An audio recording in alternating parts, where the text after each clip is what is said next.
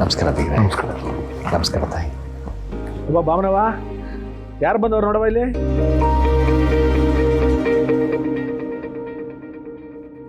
ಅಪ್ಪ ಹೇಗಿದ್ಯಾ ಮಗಳೇ? ಚೆನ್ನಾಗಿದ್ದೀನಪ್ಪ, ನೀವು? ನಾನು ಚೆನ್ನಾಗಿದ್ದೀನಿ ಮಗಳೇ. ಕುಡಿಯೋಕೆ ಏನಾದ್ರು ತಂದ್ಕೊಡವಾ?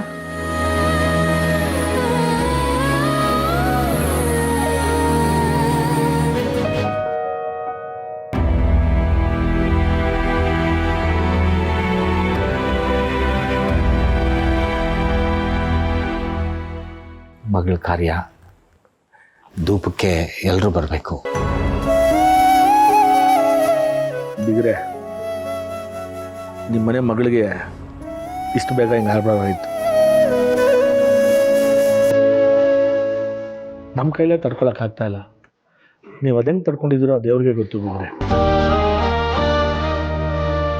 ಮಕ್ಕಳ ಬಗ್ಗೆ ಹೆತ್ತವ್ರು ಎಷ್ಟು ಕನಸು ಕಂಡಿರ್ತಾರೆ ಅಂತ ನನಗೆ ಗೊತ್ತು. ಆ ಕನಸು ಮನಸ್ಸಾಗಲಿಲ್ಲ ಅಂದರೆ ಹೆತ್ತವ್ರಿಗೆಷ್ಟು ನೋವಾಗುತ್ತೆ ಅಂತ ನನಗೆ ಗೊತ್ತು. ಪಾಪ ಜಾನ್ವಿಗೆ ಹಿಂಗಾಗಬಾರ್ದಿತ್ತು.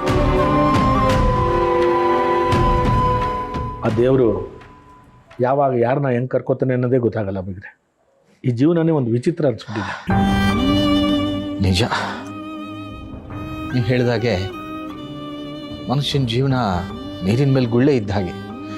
ಯಾವಾಗ ಏನಾಗುತ್ತೆ ಆ ಭಗವಂತನಿಗೆ ಗೊತ್ತು.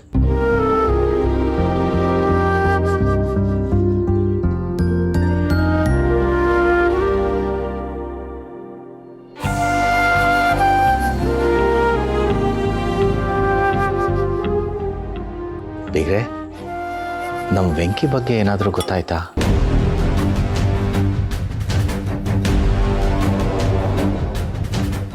ಅದನ್ನೆಲ್ಲ ಮಾತಾಡಿದ್ದೀನಿ ಬಿಗ್ರೆ. ನೀವೇನು ತಲೆ ಕೆಡಿಸ್ಕೋಬೇಡಿ. ಅವರು ಹುಡುಕ್ತಾ ಇದ್ದಾರೆ. ನಿಮ್ಮ ಸೊಸೆನೂ ಬಂದಿದ್ಲು, ಅವಳಿಗೂ ಏನೋ ಸಮಾಧಾನ ಮಾಡಿ ಕಳಿಸಿದ್ದೀವಿ. ನೀವು ಇದ್ರ ಬಗ್ಗೆ ಹೆಚ್ಚಿಗೆ ತಲೆ ಕೆಡಿಸ್ಕೋಬೇಡಿ. ನಿಮ್ಮ ಮಗನ್ನ ಹುಡುಕೊಡೋ ಜವಾಬ್ದಾರಿ ನಂದು, ಸರಿನಾ? ಅಪ್ಪ ಟೈಮ್ ಆಯಿತು, ಒಂದು ಸ್ವಲ್ಪ ಊಟ ಮಾಡ್ಕೊಂಡು ಹೋಗ್ತೀರಂತೆ, ಬನ್ನಿ ಅಪ್ಪ. ಬೇಡ ಮಗಳೇ, ಕಾರ್ಡ್ ಕೊಡೋದಕ್ಕೆ ಹೋದ ಕಡೆ ಎಲ್ಲ ಕಾಫಿ ಟೀ ಕುಡಿದು ಅದೇ ಹೊಟ್ಟೆ ತುಂಬ ಹೋಗಿದ್ಯಮ್ಮ. ಇನ್ನೊಂದ್ಸಲ ಬರ್ತೀನಿ. ಒಂದು ಸ್ವಲ್ಪನಾದರೂ ತಿನ್ಕೊಂಡು ಹೋಗಿ ಅಪ್ಪ. ಇಲ್ಲ ಮಗಳೇ. ಹೌದು ಬಿಗ್ರೆ, ಏನಾದರೂ ಒಂದ್ಸಲ ಊಟ ಮಾಡೋದು. ಅಲ್ಲ ಸರ್, ತುಂಬ ದಿನ ಆದಮೇಲೆ ನಮ್ಮ ಮನೆಗೆ ಬಂದಿದ್ದೀರಿ. ಇನ್ನೂ ಎಲ್ಲೆಲ್ಲಿ ಕಾರ್ಡ್ ಕೊಡೋಕೆ ಹೋಗ್ಬೇಕೋ ಏನೋ, ಊಟದ ಸಮಯ ಬೇರೆ ಆಗದೆ. ನಿಮ್ಗೆ ಎಷ್ಟು ಸೇರ್ತದೋ ಅಷ್ಟು ಉಣ್ಕೊಂಡು ಹೋಗಿ. ಹೌದು ಬಿಗ್ರೆ, ಹೋಗಿ ಊಟ ಮಾಡಿ. ಕರ್ಕೊಂಡು ಹೋಗವಾ?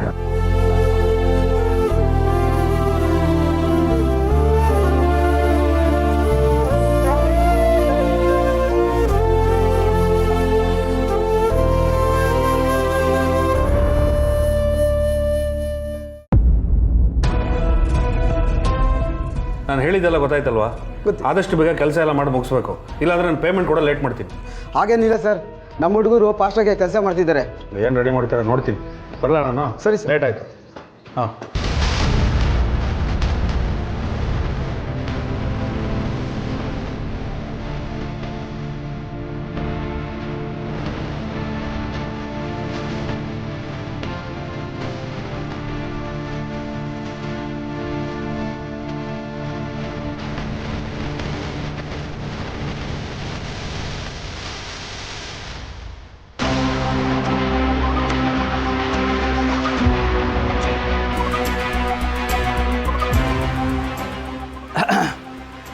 ಸರ್ ನಮಸ್ಕಾರ. ಈ ಮನೆ ಮೇಸ್ತ್ರಿ ನೀವೇನಾ? ಹೌದು ಸರ್. ಹಾಂ, ಚೆನ್ನಾಗಿ ಕಟ್ಟಿಸ್ತೀರಾ ಸರ್. ಡಿಸೈನ್ ಸೂಪರ್ ಆಗಿದೆ. ಅಂದಾಗೆ ನೀವ್ಯಾರು ಸರ್? ನಾನು ಹೀಗೆ ಓಡಾಡ್ತಿರ್ತೀನಿ ರೋಡಲ್ಲಿ. ಈ ಮನೆ ನೋಡೋದ್ನೆಲ್ಲ ಚೆನ್ನಾಗಿತ್ತು ಅನ್ನಿಸ್ತು, ನೋಡ್ಕೊಂಡು ಹೋಗೋಣ ಅಂತ ಬಂದೆ. ಒಂದು ಮನೆ ಕಟ್ಟಿಸೋ ಪ್ಲ್ಯಾನ್ ಇದೆ ನಂದು. ಹೌದಾ ಸರ್? ಎಲ್ಲಿದೆ ಜಾಗ? ಇಲ್ಲಿ ಇಲ್ಲಿ ಹತ್ರನೇ ಇದೆ ಸರ್. ಒಳಗೆ ಹೋಗಿ ಒಂದ್ಸಲ ನೋಡ್ಕೊಂಬರ್ಬೋದಾ? ಅದಕ್ಕೇನಂತೆ, ಬನ್ನಿ.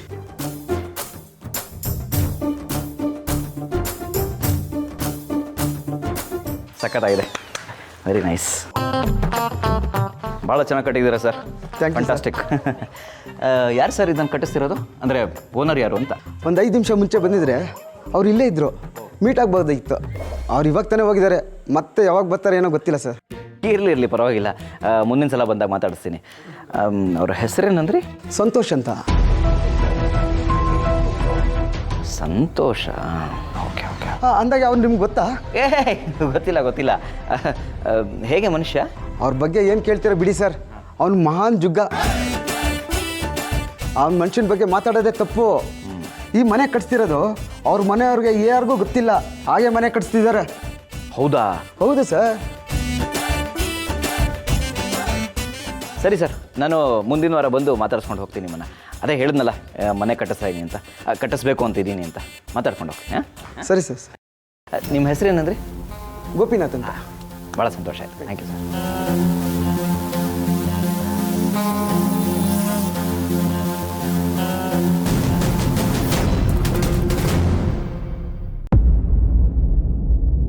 ಕೂತ್ಕೊಳ್ಳಿ, ಬನ್ನಿ. ನಾನು ಪಲ್ಯ ಎಲ್ಲ ತೊಗೊಂಬಂದ್ಬಿಡ್ತೀನಿ.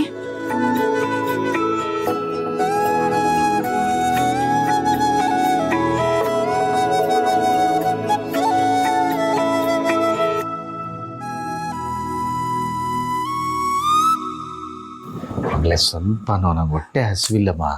ಪರವಾಗಿಲ್ಲ, ತಿನ್ನಿ ಅಪ್ಪ.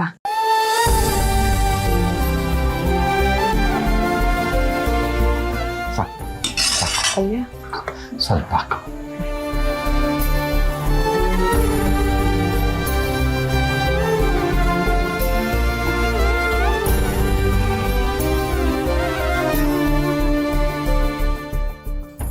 ಮಗಳೇ, ಅಳಿಯಂದ್ರು ಬರಲೇ ಇಲ್ಲ.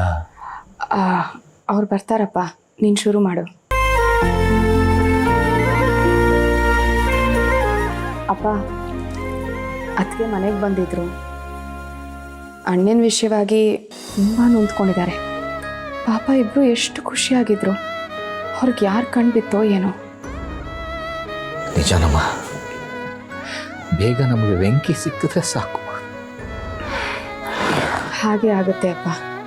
ನಮ್ಮ ಮಾವನೇ ಮುಂದೆ ನಿಂತು ಹುಡುಕಿಸ್ತೀನಿ ಅಂತ ಹೇಳಿದಾರಲ್ಲ, ನೀನು ತಲೆ ಕೆಡಿಸ್ಕೋಬೇಡ, ಊಟ ಮಾಡು. ಅದೇ ನಮ್ಮ ಕೆಲವು ದಿನಮ್ಮ. ಸಿದ್ದು ಅವರೇ ಬಂದ್ರಾ? ಬನ್ನಿ ಬನ್ನಿ. ಮಾವ ಬನ್ನಿ ಹೇಳಿ ಅಂದ್ರೆ.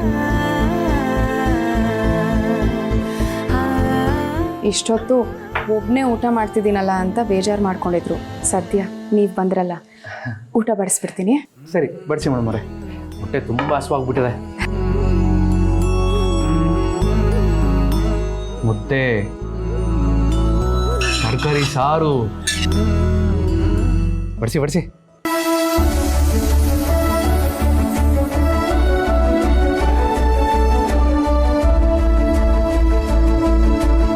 ನೀವು ಕೂತ್ಕೊಳ್ಳಿ ಮೇಡಮ್ ಅವರೇ.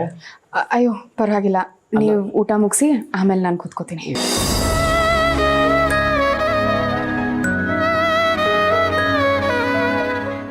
ಅಪ್ಪ, ಯಾಕೆ ಊಟ ಮಾಡ್ತಿಲ್ಲ? ಆ ಭಗವಂತ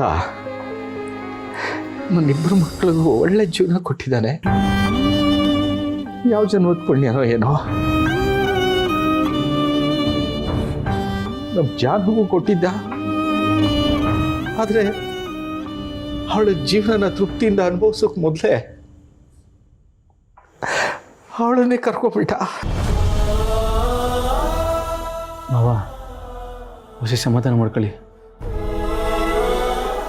ನಿಮ್ಮ ನೋವು ನನಗೆ ಅರ್ಥ ಆಯ್ತದೆ, ಆದರೆ ಏನು ಮಾಡೋಕ್ಕಾದದು? ಎಲ್ಲರೂ ಒಂದಲ್ಲ ಒಂದಿನ ಹೋಗ್ಲೇಬೇಕಲ್ವೇ? ಸಮಾಧಾನ ಮಾಡ್ಕೊಳ್ಳಿ. ಊಟ ಮಾಡಿ. ಊಟ ಮಾಡಪ್ಪ.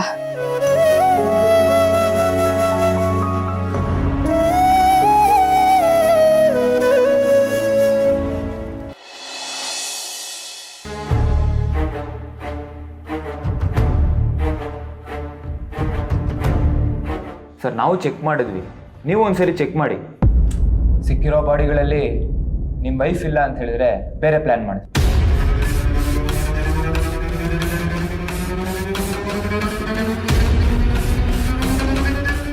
ನೋಡಿ, ಇನ್ನು ಸಿಕ್ಕಿರೋ ಯಾವ ಬಾಡಿನೂ ಜಾಮೀನು ರೀಸನಬಲ್ ಮಾಡ್ತಾ ಇಲ್ಲ.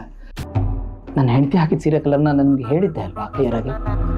ಗೊತ್ತು ಸರ್, ಇಷ್ಟು ದಿನ ಬಾಡಿ ನೀರಳಿದಿದ್ದ ಕಾರಣದಿಂದ ಕಲರ್ ಡಿಮ್ ಆಗೋ ಚಾನ್ಸಸ್ ಇರುತ್ತೆ ಅಂತ ಕೇಳಿದೆ. ಇದನ್ನೆಲ್ಲ ನೋಡ್ತಿದ್ರೆ ಮೋಸ್ಟ್ಲಿ ನಾವು ಅನ್ಕೊಂಡಿದ್ದೆ ನಿಜ ಅನ್ನಿಸ್ತಾ ಇದೆ. ಅಂದರೆ ನಮ್ಮ ವೈಫ್ ಜಾನ್ವಿಯವರು ಸತ್ತಿಲ್ಲ ಅಂತ ಹೇಳ್ತಾ ಇದ್ದೀರಾ? ಹಾಗಾದ್ರೆ ಎಲ್ಲಿರ್ಬೋದು ಅವರು? ಸಮುದ್ರನ ಪಾರ್ ಮಾಡಿದ್ದಾರೆ ಅಂತ ಹೇಳ್ತಾ ಇದ್ದೀರಾ? ಅದನ್ನ ಈಗಲೇ ಹೇಳೋಕ್ಕಾಗಲ್ಲ ಸರ್. ನಮ್ಮ ಕಡೆಯವ್ರು ಅದೇ ಕೆಲಸದಲ್ಲಿದ್ದಾರೆ, ಎಲ್ಲ ಸಮುದ್ರ ದಡದಲ್ಲೂ ಹುಡುಕ್ತಾ ಇದ್ದಾರೆ. ನೋಡೋಣ ಏನಾಗುತ್ತೆ ಅಂತ.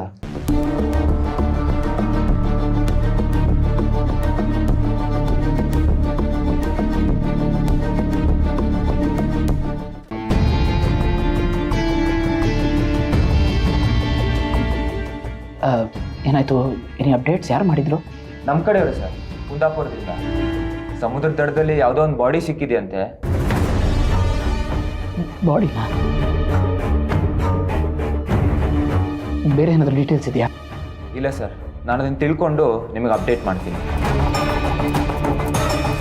ನಾನಿನ್ನು ಬರ್ತೀನಿ ಸರ್.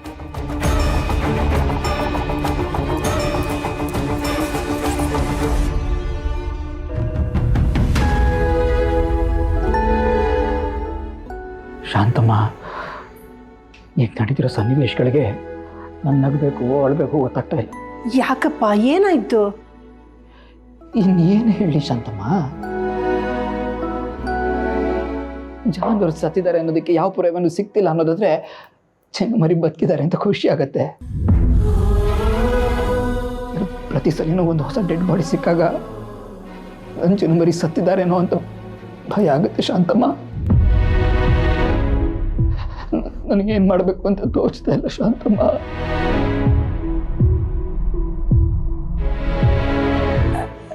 ನೋಡಪ್ಪ, ನಿನ್ನ ಪ್ರೀತಿ ನಿಜವಾಗಿದ್ರೆ ನಿನ್ನ ನಂಬಿಕೆ ಖಂಡಿತ ನಿಜವಾಗುತ್ತೆ.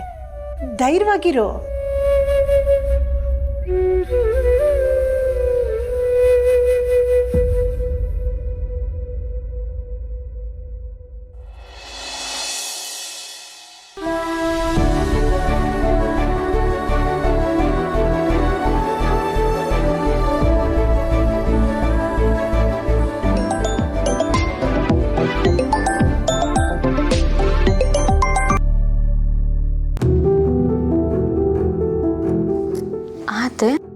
ಚೆಲ್ವಿ, ವೆಂಕಿ ಎಲ್ಲಿದ್ದಾನಮ್ಮ?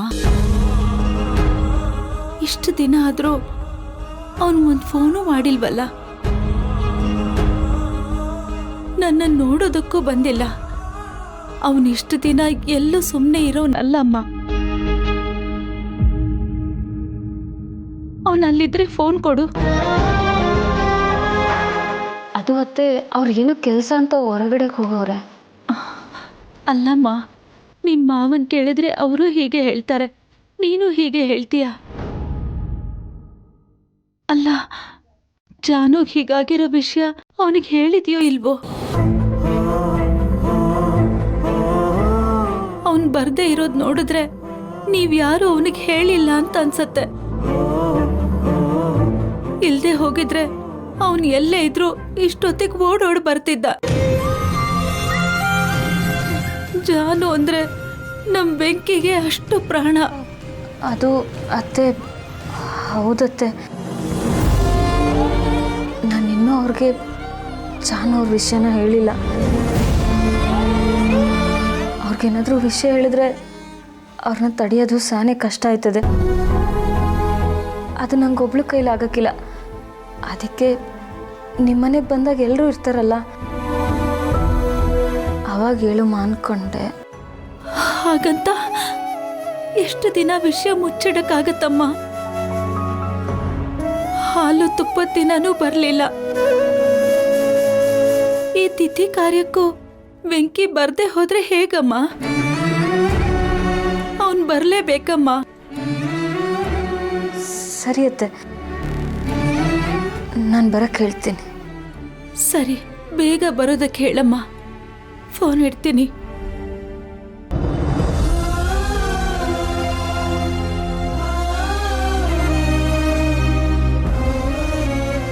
ಎಲ್ಲಿದ್ಯಾ ವೆಂಕಿ? ಒಂದು ಕಡೆ ನೀನು ನನ್ನ ಕಣ್ಮುಂದೆ ಇಲ್ಲ. ಎಲ್ಲಿದೆಯೋ, ಏನು ಮಾಡ್ತಿದ್ಯೋ ಅಂತ ದುಃಖ. ಇನ್ನೊಂದು ಕಡೆ ಜಾನ್ವಿಯವರಿಲ್ಲ ಅಂತ, ಜಾನವ್ರು ಬದುಕಿಲ್ಲ ಅಂತ ನಿನಗೇನಾದರೂ ಗೊತ್ತಾದರೆ ನಿನಗೆ ಎಷ್ಟು ದುಃಖ ಪಡ್ತೀಯ. ನನ್ನಿಂದ ಅಂತೂ ನಿನ್ನನ್ನು ಸಮಾಧಾನ ಮಾಡೋಕ್ಕಾಗಕ್ಕಿಲ್ಲ.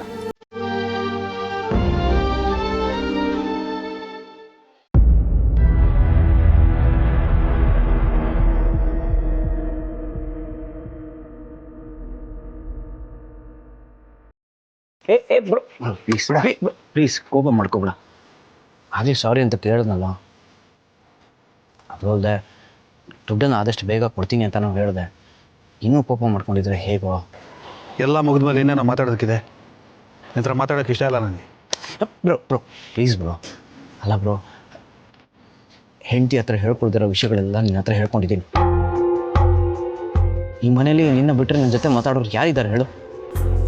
ನನಗೂ ಅಷ್ಟೇ, ನಿನ್ನ ಜೊತೆ ಮಾತಾಡದೆ ಇರೋಕ್ಕಾಗಲ್ಲ ಬ್ರೋ. ಸಾರಿ ಅಂತ ಕೇಳಿದ್ನಲ್ಲ, ಆದಷ್ಟು ಬೇಗ ತಂದ್ಕೊಡ್ತೀನಿ ಅಂತ ನಾವು ಹೇಳ್ತಾ ಇದ್ದೀನಲ್ಲ, ಪ್ಲೀಸ್ ಬ್ರೋ. ಫಸ್ಟ್ ದುಡ್ಡು ತಂದಿಡು, ಆಮೇಲೆ ಮಾತಾಡು. ಬ್ರೋ ನನ್ನ ಮೇಲೆ ಆಣೆ ಬೇಡಪ್ಪ, ಅಪ್ಪ ಅಮ್ಮನ ಮೇಲೆ ಆಣೆ ಮಾಡಿ ಹೇಳ್ತಾ ಇದ್ದೀನಿ. ಆದಷ್ಟು ಬೇಗ ನಿನ್ನ ದುಡ್ಡನ್ನು ಕ್ಲಿಯರ್ ಮಾಡ್ತೀನಿ, ಸರಿನಾ? ಇಗೋ ನನಗಿಂತ ತಿಳಿದವನು, ವಯಸ್ಸಲ್ಲಿ ದೊಡ್ಡವನು, ಏನೋ ತಮ್ಮ ತಪ್ಪು ಮಾಡಿದಾನೆ ಕ್ಷಮಿಸ್ಬಿಡೋಣ ಅನ್ನೋದು ಬಿಟ್ಟು ಹೀಗೆಲ್ಲ ಆದರೆ ಏನೋ ಹೇಗೋ? ಸಾರಿ ಕಣೋ, ಹೇಳ್ತಾ ಇಲ್ವಾ ಸಾರಿ ಅಂತ? ಇನ್ಯಾವತ್ತೂ ಹೀಗಾಗಲ್ಲ, ಪ್ಲೀಸ್ ನನ್ನ ನಂಬು. ಸರಿ, ಥ್ಯಾಂಕ್ ಯು.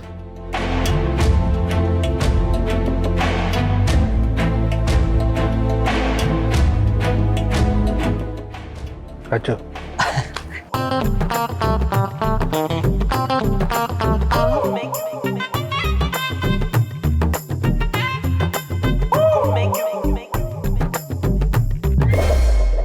ಸರಿ.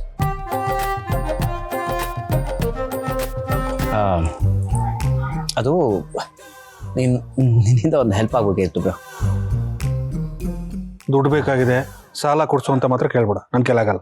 ಏ ಸಾಲಾಗಿಲ್ಲ, ಇಲ್ಲ ಏನಿಲ್ಲಪ್ಪ. ನಿನಗೆ ಯಾರಾದರೂ ಈ ಮನೆ ಕಟ್ಸೋ ಮೇಸ್ತ್ರಿ ಯಾರಾದರೂ ಗೊತ್ತಾ ಅಂತ? ಮೇಸ್ತ್ರಿನಾ? ಯಾಕೋ, ನೀನೇನಾದರೂ ಮನೆ ಕಟ್ಟಿಸ್ತಿದ್ಯಾ? ಚೆನ್ನಾಗಿ ಹೇಳಿದೆ. ಕೈಯಲ್ಲಿ ಕೆಲಸ ಇಲ್ಲ, ಇನ್ನು ಮನೆ ಬೇರೆ ಕಟ್ಟಿಸ್ತೀನ?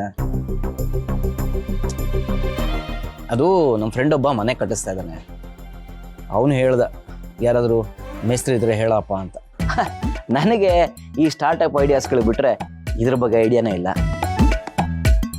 ನಮ್ಮಣ್ಣ ಒಬ್ಬ ಇದ್ದಾನೆ, ಅವ್ನು ಕೇಳ್ಬಿಟ್ಟು ಹೇಳ್ತೀನಿ ಅಂತ ಹೇಳಿದೆ. ಅದಕ್ಕೆ ನಿಮ್ಮನ್ನು ಕೇಳಿದೆ. ಸತ್ಯ, ಇವನಿಗೇನೂ ಗೊತ್ತಿಲ್ಲ. ಎಲ್ಲಿ ನಾನು ಮನೆ ಕಟ್ತಿರೋದು ಗೊತ್ತಾಗಿದೆಯೇನೋ ಅಂತ ಅನ್ಕೊಂಡಿದ್ದೆ.